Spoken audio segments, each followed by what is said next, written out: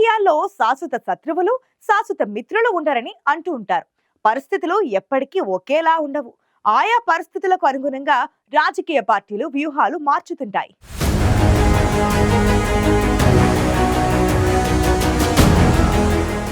రాజకీయాల్లో ఏ పార్టీ ఎప్పుడు ఎవరితో మైత్రిని కొనసాగిస్తుందో, ఏ పార్టీతో ప్రత్యర్థిగా ఉంటుందోననే విషయాన్ని ఎవరు చెప్పలేరు. అప్పటి పరిస్థితులను బట్టి రాజకీయ పార్టీల నిర్ణయం ఉంటుంది. ఇప్పుడు తమిళనాడు రాజకీయాల్లోని పరిణామాలే అందుకు నిదర్శనం.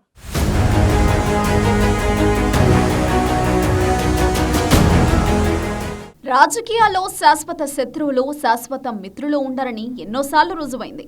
అప్పటి వరకు బద్ధ శత్రువులుగా ఉన్న పార్టీలు సైతం ఎన్నికలు వచ్చేసరికి మిత్రులుగా మారిపోయిన సందర్భాలు అనేకం ఉన్నాయి. అయితే తాజాగా ఇప్పుడు తమిళనాడు రాజకీయాలు కూడా ఈ విషయాన్ని మరోసారి నిజమని నిరూపిస్తున్నాయి. తమిళనాడులో బీజేపీ, డీఎంకే పార్టీలు రాజకీయ ప్రత్యర్థులు. చాలా ఏళ్లుగా ఈ రెండు పార్టీల మధ్య శత్రుత్వమే ఉంది. తమిళనాడులో డీఎంకే, బీజేపీ నేతలు పరస్పరం ఆరోపణలు, దూషణలు చేసుకోవడం కొనసాగుతోంది. అయితే ఇటీవల కాలంలో వస్తున్న మార్పులు మాత్రం రాజకీయాల్లో ఎవరూ శాశ్వత శత్రువులు కారని మరోసారి రుజువు చేస్తున్నాయి.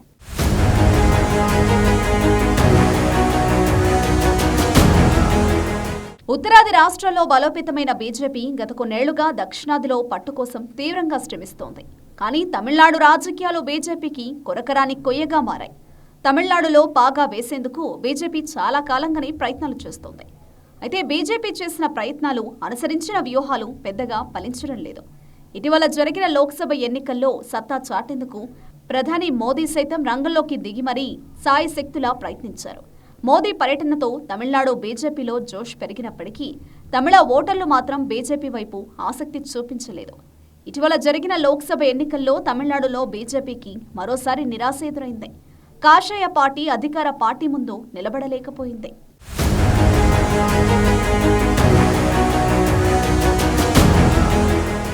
లోక్సభ ఎన్నికల తర్వాత బీజేపీ వ్యూహం మార్చింది.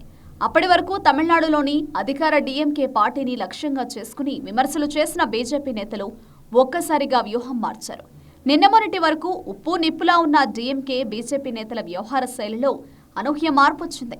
లోక్సభ ఎన్నికల్లో క్లీన్ స్వీప్ చేసిన తర్వాత డీఎంకే తమిళనాడులో మరింత బలోపేతమైంది. దీంతో అప్పటి నుంచి బీజేపీ వ్యూహాత్మకంగా అడుగులు వేస్తోంది. డీఎంకేను లక్ష్యంగా చేసుకుని విమర్శలు చేయడం లేదు. డీఎంకేను తప్పుపట్టడం, ఆ పార్టీ నేతలను ఇబ్బందులకు గురి చేయడం ఆపేసింది. అంతేకాదు, డీఎంకేతో శత్రుత్వం కంటే మిత్రత్వమే మేలని భావిస్తున్నట్లు కనిపిస్తోంది.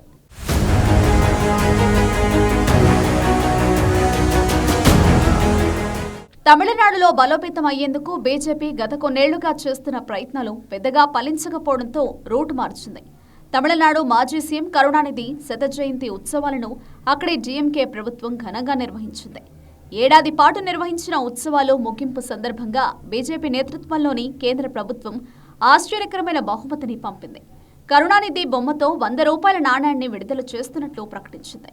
విడుదల కార్యక్రమాన్ని కరుణానిధి శత జయంతి ఉత్సవాల వేదికపైనే నిర్వహించారు. కేంద్ర రక్షణ మంత్రి రాజ్నాథ్ సింగ్ ఈ కార్యక్రమానికి హాజరయ్యారు. ఈ సందర్భంగా బీజేపీ, డీఎంకే నేతలు పరస్పరం పొగడతలు కురిపించుకోవడం రాజకీయ వర్గాల్లో హాట్ టాపిక్ గా మారింది.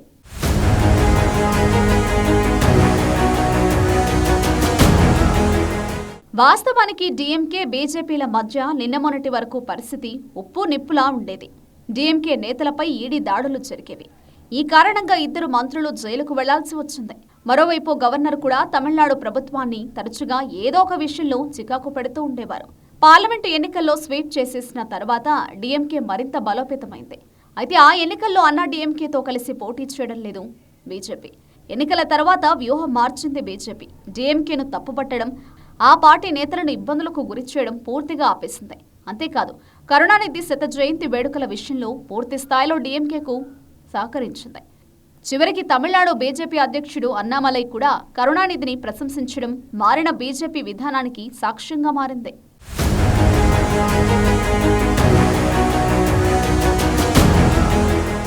డీఎంకే, బీజేపీ మధ్య ఇలాంటి రాజకీయ వాతావరణం ఏర్పడడం ఊహించనిది అని చెప్పాలి. ఇక ఆ రెండు పార్టీలు కలవబోతున్నాయని ప్రచారం చేయడానికి ఇటీవలి పరిణామాలే కారణం. ఇప్పుడు తమిళనాడులో ఇదే హాట్ టాపిక్ గా మారింది.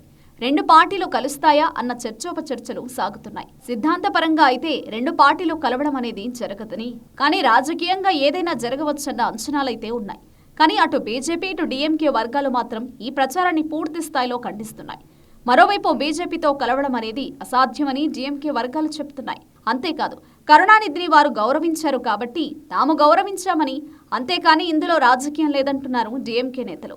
అన్నామలై కూడా తాము ప్రత్యర్థులమని, మిత్రులం కాదని చెబుతున్నారు. అయితే ఇవన్నీ బయటకు చెబుతున్న మాటలే కానీ వాస్తవానికి డీఎంకేకు దగ్గరై మిత్రపక్షంగా మార్చుకునేందుకు బీజేపీ ప్రయత్నం చేస్తుందనే చర్చ ఊపందుకుంది.